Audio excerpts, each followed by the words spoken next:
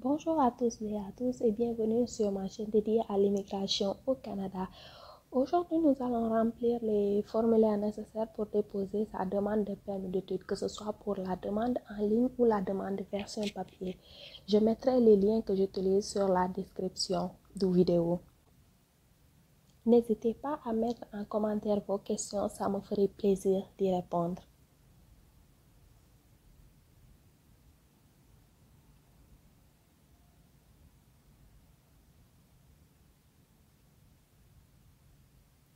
Vous pouvez suivre les mêmes étapes que moi en même temps, ça va faciliter plus les choses pour vous.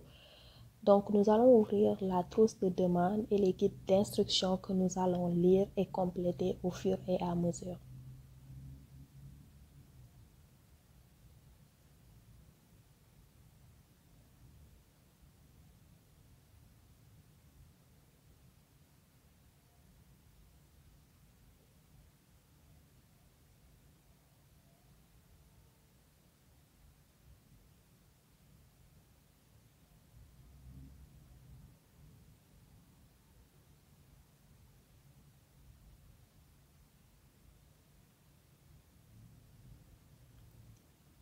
Pour les étudiants qui désirent s'installer au Québec, qui ont une université qui se trouve au Québec, il est essentiel de remplir le CAQ avant de déposer pour le permis d'études. Maintenant, la demande du CAQ se fait en ligne et je vous propose une autre vidéo pour ça que je vous mettrai en lien.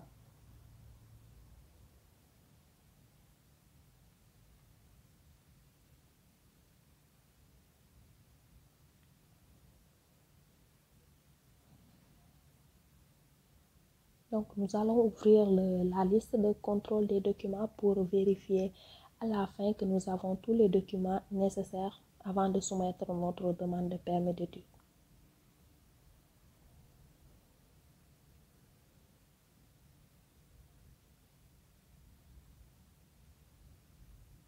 J'ouvre tous les formulaires ci-dessus, mais par exemple pour la déclaration officielle d'union, vous n'avez pas besoin de le remplir si vous n'êtes pas en union de fait. Pareil pour la garde d'enfants, le service de représentant ou bien la communication à un tiers. J'ouvre tout, mais vous n'avez pas besoin de remplir ces formulaires au cas où vous n'avez pas besoin de les remplir.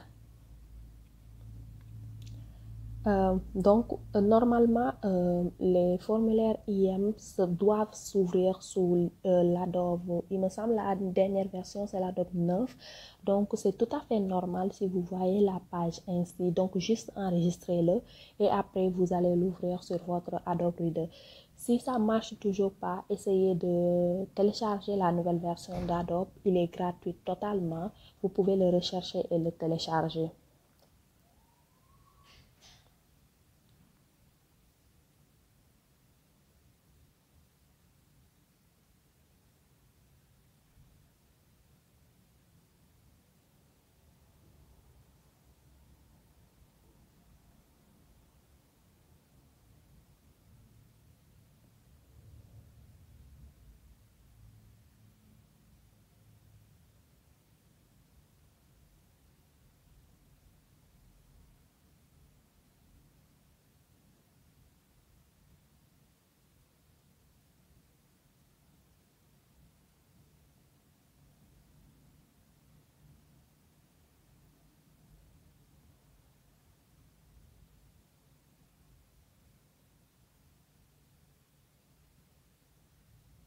C'est tout à fait normal si vous voyez que je clique sans que ça s'affiche sur l'écran. En fait, c'était sur mon autre onglet d'Adobe. Donc, c'est pour cette raison. Mais vous allez voir tout à l'heure les fichiers que j'ai ouverts sur l'Adobe.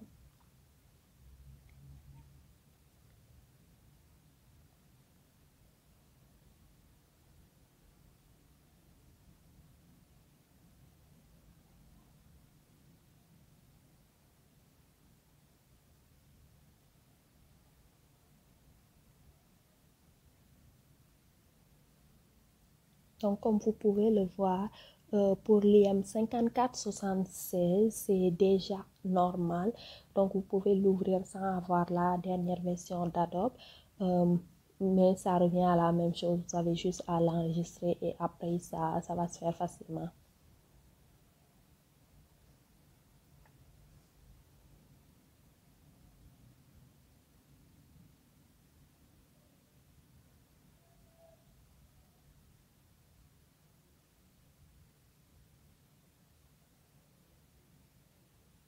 Donc, il y avait un problème pour obtenir l'IM 5707.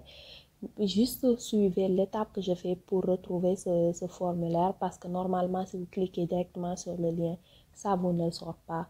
Donc, juste en suivant la démarche que j'ai fait, vous allez avoir ce formulaire que vous devez remplir. Peu importe votre situation, il faut remplir ce formulaire, c'est obligatoire.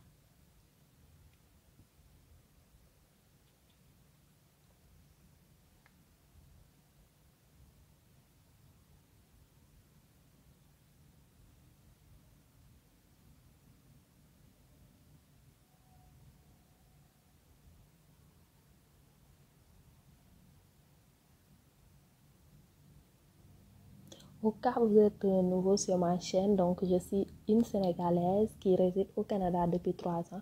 Donc pour cette démarche, je vais faire comme pays de résidence le Sénégal, mais ça marche pour tous les pays de l'Afrique en général.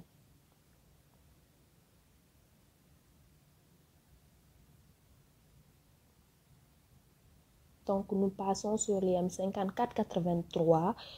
J'ai téléchargé tous les IM sur la version française, mais la version anglaise est également disponible. Ça va nous permettre par la suite de bien nous assurer que tous les formulaires nécessaires ont été remplis. Donc là, le premier formulaire, c'est le 5707 F, F représentant la langue française. Donc, il faut le remplir, juste faire attention aux dates de naissance, c'est année, mois et jour, séparés par les tirets du haut et pas les barres. Et pour l'adresse au Sénégal, les maisons en général ne sont pas numérotées. Donc, mettez juste la ville où vous êtes, la région, la localité où vous vous trouvez, la ville et le pays. Ça devrait être bon. Assurez-vous que vous remplissez tout ce qui est demandé. Euh, il y a quelques années de cela, normalement, les frères et sœurs devaient être inclus sur ce formulaire, mais maintenant, ce n'est plus le cas, ce qui facilite bien la chose.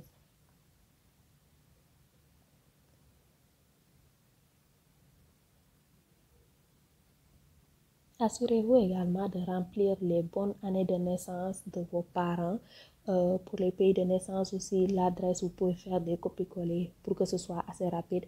La profession aussi, soyez honnête dans ce que vous écrivez. Si vous avez un beau-parent aussi, vous pouvez le mettre dans la dernière partie de notre parent.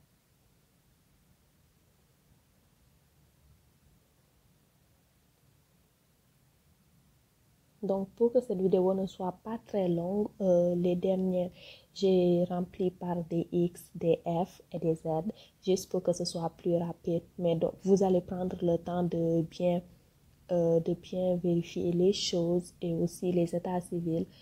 N'oubliez pas, sur la première page, il faut mettre la date et le signer. Donc, si vous avez des enfants, vous remplissez la section B. Si vous n'avez pas d'enfants, vous n'avez pas besoin de remplir cette section, vous la laissez vide. N'oubliez pas, par contre, de la dater et de la signer. Donc, si vous faites la demande en ligne, vous pouvez faire une signature électronique via Adobe ou bien si vous déposez en version papier, juste remplissez-le avec la date. Après, vous l'imprimez et vous la signez à la main. Donc, vous pouvez à la fin juste revérifier que tout est bon, section A, section B et section C. La dernière page aussi, il y a la date qu'il faut mettre et la signature. Donc, au total, sur l'IM 5707, il y a 3 signatures à faire. N'oubliez pas de vérifier lorsque vous aurez terminé, histoire de qu'il n'y ait pas d'erreur. Maintenant, nous allons faire la demande de permis d'études présentée à l'extérieur du Canada. Donc, c'est le formulaire IM 1294F.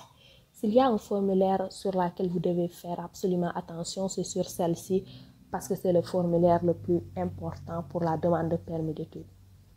Donc, c'est un formulaire assez, je ne sais pas le mot exact qu'il faut utiliser, mais dépendamment de ce que vous remplissez, ça va mettre à jour les données. Donc, vous allez voir, il faut juste faire attention, le faire lentement. Pour le pays de territoire, comme à chaque fois, il y avait beaucoup de pays et ça prenait du temps de chercher le Sénégal, j'ai pris à chaque fois le Sahara occidental. Donc, ne vous inquiétez pas, ce n'est pas une erreur, c'était juste pour compléter le formulaire assez rapidement pour vous.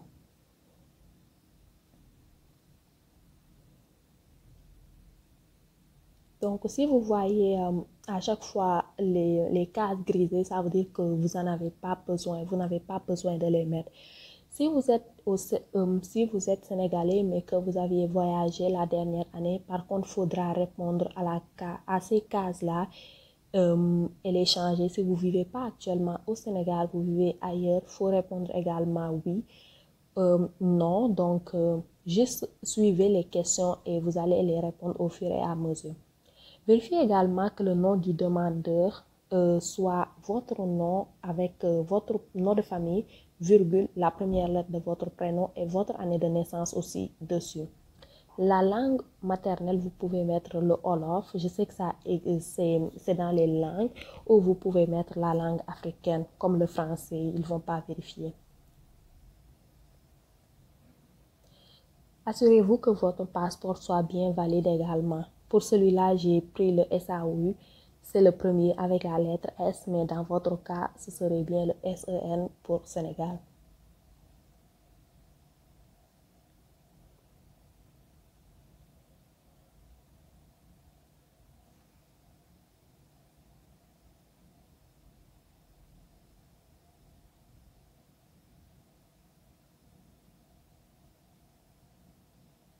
Donc, si vous avez la carte nationale d'identité, vous pouvez mettre oui, mettre le numéro, le pays de territoire, le Sénégal, SEN. La date de délivrance, vous pouvez le mettre si vous le savez, sinon vous pouvez le laisser, ce n'est pas obligatoire. Tant qu'il n'y a pas d'astérisque, ce n'est pas obligatoire. Mais si vous avez, je suppose que si vous avez le numéro de la pièce, c'est que vous avez la date de délivrance et la date d'expiration. Donc, vous pouvez le mettre. Sinon, si vous avez perdu votre pièce nationale d'identité, vous pouvez mettre un nom et ça va griser toute la ligne.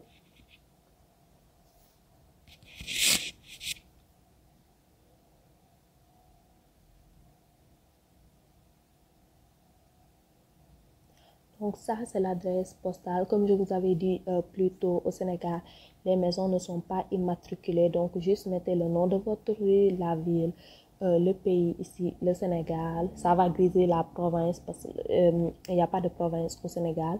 Vous mettez votre code postal. Si vous avez un numéro postal chez vous, vous pouvez le mettre. Vous pouvez mettre un nom et remplir les numéros de poste. Sinon, vous la laissez en oui et griser.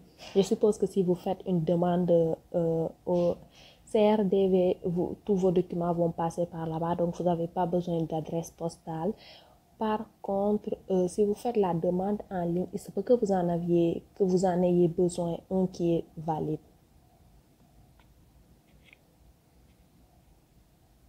L'adresse électronique n'est pas obligatoire, mais vous pouvez le mettre juste pour associer votre dossier à une adresse courriel. Donc maintenant, les détails liés aux études prévues au Canada, vous mettez le nom de l'université ou de l'école cégep où vous allez faire vos études, le niveau. Je vais peut-être faire une autre vidéo pour expliquer les différents niveaux d'études au Canada. Donc l'université, le baccalauréat, c'est l'équivalence de la licence au Sénégal ou dans le système LMD. Donc l'adresse de l'université au cas où vous ne l'avez pas. Normalement, ça se trouve sur votre lettre d'admission, l'offre d'admission, ou sinon vous pouvez juste rechercher le nom de l'université sur Google et prendre cette adresse.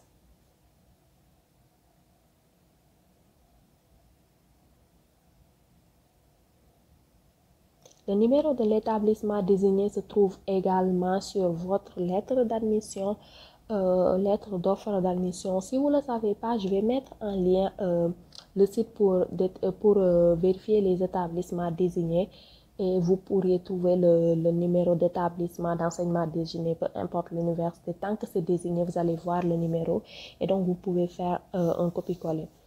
Ici, j'ai utilisé l'Université de Montréal, donc j'ai fait une petite recherche pour déterminer le numéro de l'enseignement désigné et je l'ai collé.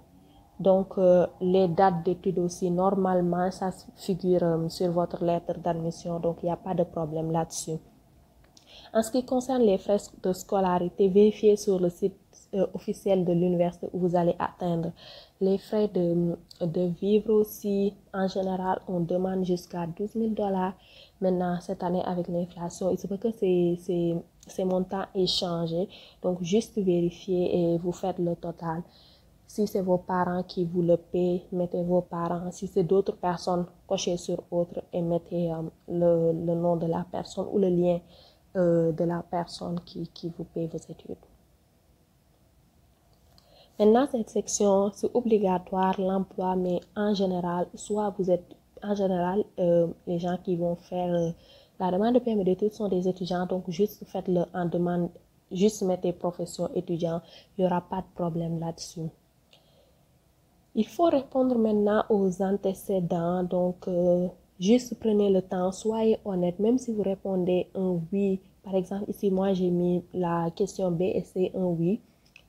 Est-ce qu'on vous a déjà refusé d'entrer dans un autre pays ou bien un visa ou un permis? Donc, mettez oui et dites la raison. Par exemple, si vous avez demandé un permis d'études qui vous a été refusé l'année passée, dites que ça a été refusé, donnez la raison. Ça ne va pas vous nuire à cette demande. Le Canada est assez compréhensif. Tant qu'il pense que vous pouvez subvenir à vos besoins, vous répondez à toutes les exigences nécessaires, ils ne vont pas vous pénaliser.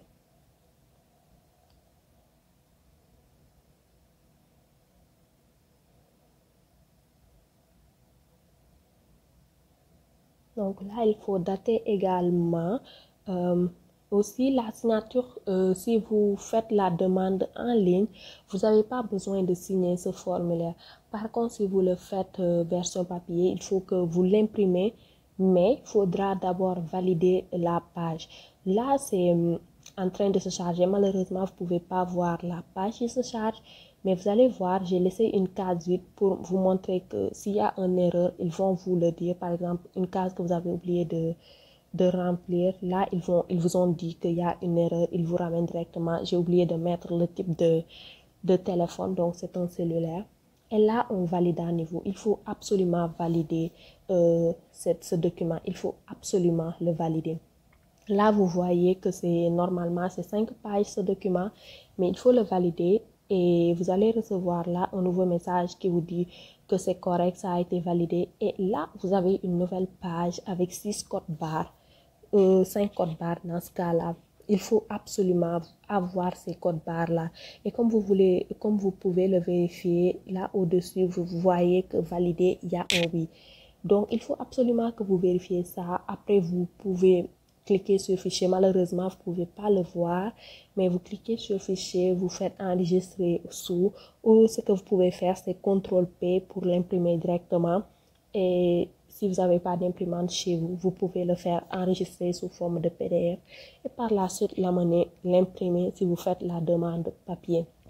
Maintenant, si vous faites la demande électronique, vous n'avez pas besoin de l'imprimer, juste sauvegardez-le. Et c'est tout.